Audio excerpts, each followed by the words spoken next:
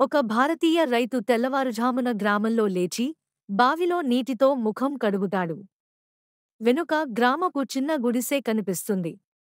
చుట్టూ మబ్బుతో తెల్లవారుఝామున వెలుతురు ఉంటుంది. రైతు సంప్రదాయ వస్త్రాలు ధరించాడు. దృశ్యం చాలా శాంతిగా ఉంటుంది. ఒక సంప్రదాయ భారతీయ రైతు 2 ఎద్దులతో ఒక చిన్న పొలాన్ని ఉదయాన్నే కలుపుతూ ఉన్నాడు. చుట్టూ పచ్చటి ప్రకృతి, వెనుక గ్రామం కనిపిస్తోంది. ఇది నిజమైన గ్రామీణ దృశ్యం, సాంప్రదాయ శైలిని చూపిస్తోంది. ఒక సాదాసీదా భారతీయ గ్రామీణ కుటుంబం కొట్టెలతో చేసిన ఇల్లులో కలిసి కూర్చుని ఉంది. భార్య మట్టి పొయ్యిపై వంట చేస్తోంది. కుమార్తె పుస్తకం చదువుతోంది.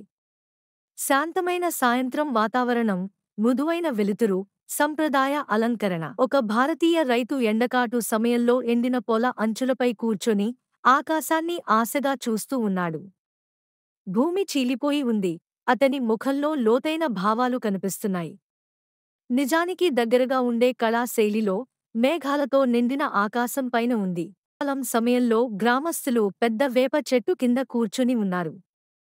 పిల్లలు ఆటలాడుతున్నారు, పెద్దలు మాట్లాడుకుంటున్నారు.